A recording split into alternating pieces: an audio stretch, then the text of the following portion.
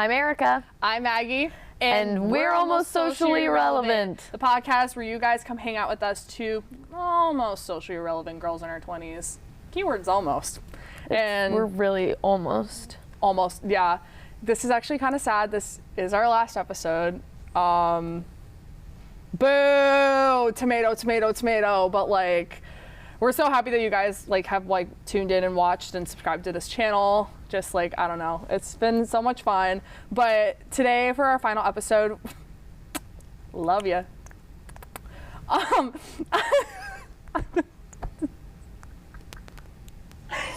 Oh my Lord. Okay, so for our final episode, we're doing things that we want to say goodbye to in terms of pop trends, trends in general, just like terms and phrases that we use today, we can just completely say goodbye. And I know Erica has one she's really passionate about. If you want to kick us off. I'm done with Coachella. Period. And Snapchat. No, I'm really tired of going out and having people come up to me and be like, can I get your Snap? No. What happened to shit? Ask for my number. Ask for my number. Better yet, give me your number. Give me your number. Send me a pigeon. Something other than Snapchat, I beg of you. I don't want to see your fucking eyebrow. I don't want to see your jaw. I could not care less about your jawline or what the interior of your car looks like. I deleted my Snapchat for like 2 years and I recently got it back because you know what, private stories are funny. Bump, they are. So like I have like shared private stories. I think I probably on this new one, don't add me. I almost dropped it, but it's funny, trust. Yeah, I think I have like 70 people. I have like 70 people on my Snapchat of just like my friends that I know, some of my relatives, my old Snapchat from high school, that had to have had like at least 200, 300 people on it. That's actually so crazy that you said that because my Snapchat, I've had it since like middle school. Okay. And she's gone through a lot of stages because sometimes I'll get like the flashback 8-9 years ago. And I keep it because I think that those are funny because I look back and I'm like, you were really weird. I say that as I'm still kind of a little weird now. It's okay. A lot. But I have like over 1,000 people on Snapchat. But here's the thing. I used to be like those persons like streaks and like did like all like the fun like colorful like streak thing back in like middle school, and then like high school I did like streaks, and then I got to here, and then it's just like as I've gotten older I'm like, I don't need to be Snapchatting this random guy back home / like that I met on a trip. I don't need to be keeping a 25-day streak with, who are you? I don't remember adding you. And so I now only Snapchat the people that like either A, I see on a daily basis, or B, I will Snapchat Josh, who's sitting right here asking, honestly, I just ask a lot of random questions sometimes. So it's just like, but I keep it for my private story mostly because my private story I think is the funniest thing on the planet. Yeah, my Snap score, I've had this one for a year and a half, is 4,122. For a year and a half, I like don't use Snapchat. I will text you if I need to get into contact with you. Matter of fact, this is I am a bitch that will call. I will call you. Like, I love talking on the phone. Thank you. I love FaceTiming. I will always FaceTime people. I don't like FaceTiming. I want to like sit there on the phone like we're having like a business call. I love to just set my phone up somewhere and sit down, and it's like I love to pretend like I'm vlogging. But yes, I like FaceTiming on my computer. I don't. That's interesting. Oh my God. But my Snap score right now is like 800,800. But you've had it for like 9 years. Yeah. But the thing is that it's like I know people that have had their Snapchats for like the same amount of time I had. Their Snap score is almost 2 million. And I'm like, whoa. You must have been a what do you look like warrior, because I see that term a lot. It's like I keep seeing those videos on TikTok of like people being like, they're like, I was a what do you look like warrior, and it's like their Bitmoji and they zoom out and the map just floods full of people covering the United States, covering the world. And I'm like, the only states I have covered are my home state and Iowa, and maybe like the occasional friend who moved, like my friend who moved to California. Yeah. I think like if you're like in high school or like maybe a sophomore in college, like it's fine to have Snapchat. if you are like in your 20s and like, you're using Snapchat like that, I just need you to know, and it's nothing against you. I just personally, emphasis on personally, think that there is nothing cringier that you could be doing. Why is Snapchat your main form of communication? I like don't even get notifications that I have a Snapchat. Log in. I've got like, do you want to hang out tonight from 2 weeks ago? What do I actually look like to you? Hate to be this woman, but I wear high heels like on a regular basis. Like, no, don't like half swipe. I don't even know how to half swipe. When people talk about, I'm old, okay? Mm-hmm. I don't Snapchat me. Don't Snapchat unless there's a new funny filter, because I do love a good filter. I love the old man one. I love the 0.5 filter. Yes. That like elongates your face depending upon what angle. I love Snapchatting people that, and then with like the most absurd, like not absurd, but just like the most random. Here it is. Caption is, oh, okay, what do you look like, warrior? This one. This is my favorite filter. I don't know if you can see it. Do you need me? I actually can't get up. I got a mic. This is my favorite filter in the entire world. It looks like Frank Gallagher to me. Low key, it kind of. Oh, you're cute. I look like Bilbo Baggins. That's cute to me. And then I also do love this one. The Dune one. I love the Dune. I love anything that makes my friends bald. Okay, I want to go back to the topic you brought up because it My bad. really like sparked something inside me when you said it. Why is like a main form of communication Snapchat? Because It also disappears. Also, not to mention, like I was dating a guy, and we'll get into like the term like dating in a second. Yes. This is something I'm very passionate about. I was dating this guy, and he only communicated on Snapchat, and he would always tell me, I'm like, why don't you like just text me? Why don't we just like call? I don't know. And he's like, well, because like I use like text and like all that stuff for like business. What business are you doing? I'm scared he's like watching this, but honestly, yeah, he's locked in on our podcast. God, I hope so, low key. He was a car salesman. Okay. Men, by the way, don't date a car sales guy. Just don't. If you're a man and you tell people you're a car salesman, stop doing that. Yeah.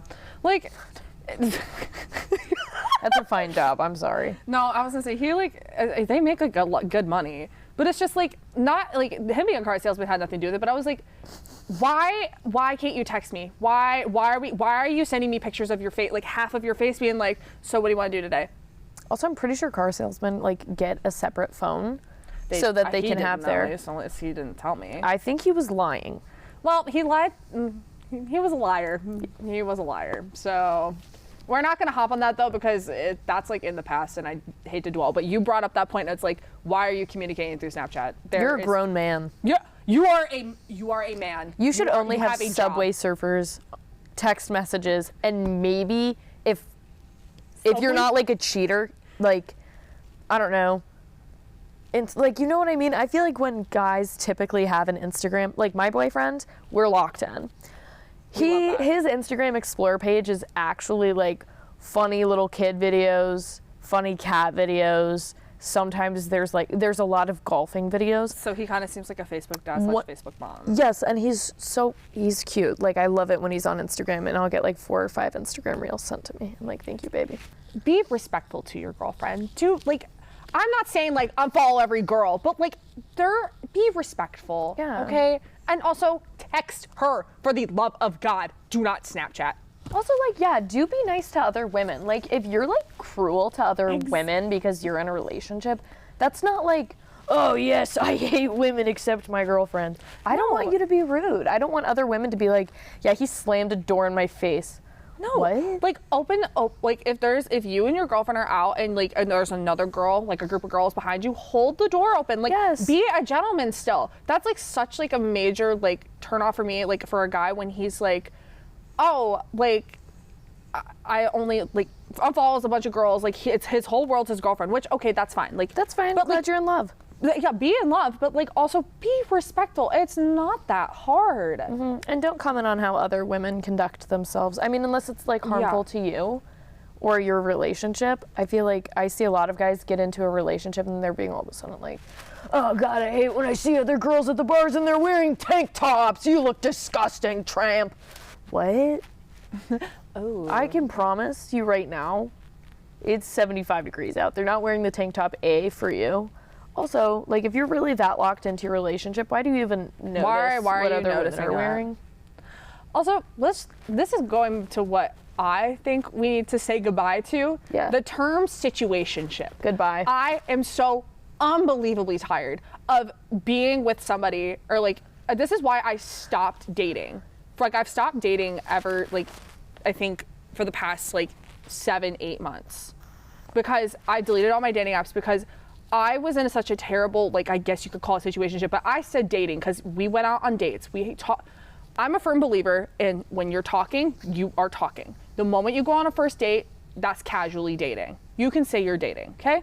After like 5 to 6 dates, if like it's not going anywhere, that's when you say, so like, where do you see this going? Maybe even like the third date, you can be like, hey, like what do you want? And then if it's like a friends with benefits, that's its own thing. If it goes into a boyfriend, girlfriend, then it goes down the line. Stop using the term situationship. Yeah. It's then people bring in like the 3-month rule, the taxi cab rule, this rule, the 6 months rule. I'm like, why are there so many rules when I just want to find somebody I'm compatible with? I feel literally blessed that I don't know what the taxi cab rule is. I don't know what it is either. I keep seeing it on TikTok and they're like, oh God, the taxi cab rule, or like the sidewalk rule. The sidewalk rule, by the way. That's like where he walks on the outside. Yeah. That's just like, that's being a gentleman. That's just being That's like if a car is coming and it's going to hit one of us, like it's going to hit us, like you take the most impact. Like we're both dying, but you're dying first. Oh. Also, sorry, this is my hater thing. Talking stage, that's not a thing. You're courting. Let's trade out talking for courting, because you know what you and I are doing right now? We're talking. We're having a conversation. I'm talking to Josh right now. Josh, I love your jeans today. Very cute. That's talking. If you are romantically interested in me, find me attractive, if I found you attractive, something like that, then I am pursuing you. I'm pursuing something with you. That does not have to be like pursuing you romantically, pursuing a relationship, but I'm in pursuit of you or you're in pursuit of me. Mm-hmm. I am not a talking stage. And that bleeds back into Snapchat. Delete Snapchat. God, I only am keeping Snapchat now, like, to quite literally post on my private story. I think I have the streak with 2 people. One of them is a friend of mine from college, and we've just had this 500-day Snapchat streak, and it just keeps going. Mm-hmm. And it's just like, we still talk, but like, yeah, I have that, and then it's with a guy that I'm friends with. Also, it is nice to send, like, if you're at a bar, take a sneak pic of like some guy that you know, send it to a little, not just even a group chat, send it to like 6 people that you know. I did that on Saturday. That was liberating. No. Woo! But God, I'm so tired of Snapchat. I'm sorry. I said that the other day. I post on my Finsta occasionally. Yeah. And I posted on my Finsta that I think it was like 2 or 3 weeks ago that I was like, when are we as a society deleting Snapchat? When is the appropriate age to stop using Snapchat? Because right now I'm like 1 click away from just deleting it, because I'm like, I don't use this anymore except for my private story. Mm-hmm. I'm gonna say something that is like low-key scary, because I'm an offender of this. Okay. And I know you have one too. And this hurts. It's time for the spam Instagram to go. Okay, I gotta say something on that, because I did just make mine back in January, but that's because me and a few of my friends were all like, let's just make spam Instagrams just for fun. And then I just occasionally, I love your spam. But I do agree. I think it's time for those to go. But I do love my spam. But like, I do agree. I love my spam. I had my original spam was crazy. Wait, what was your original spam name? Mine was... I don't want anybody to know that. Actually, I was about Mine to was say like G's Corn Louise. Mine's actually still... So my digital footprint, this ties back to like an episode like a while ago. My digital footprint goes kind of crazy. Yeah. Because there, I think, is about a solid 3 accounts out there that you can find pretty easily. All my friends have access to them. Remember the password to my middle school spam? Thank God. Scrolled through that and I was like, wow, you are weird. Yeah. But I still am. But like, I digress. But like, it's very easy if you kind of like a click and a tap, you can find my old Finsta. So I'm not gonna air that out. But like, if you know, you know. My old Finsta like was deleted when I got into so much trouble at home. I had to like really quickly delete it. But then I made a new one the next day. So my original one was from 6th grade. And then my current one that I have had since like my sophomore year of high school. I don't even really post on it. I post on it like maybe every 6 or 7 months. I love it, but I'm ready to be ballsy and to just post whatever I want on my main Instagram account. Put whatever I want on there, or like utilize my close friends. Like sometimes I do utilize my close friends, and it's just so much easier. Also, like with the spams, I have people that I haven't seen or talked to in years that will like something I put on my story on my spam.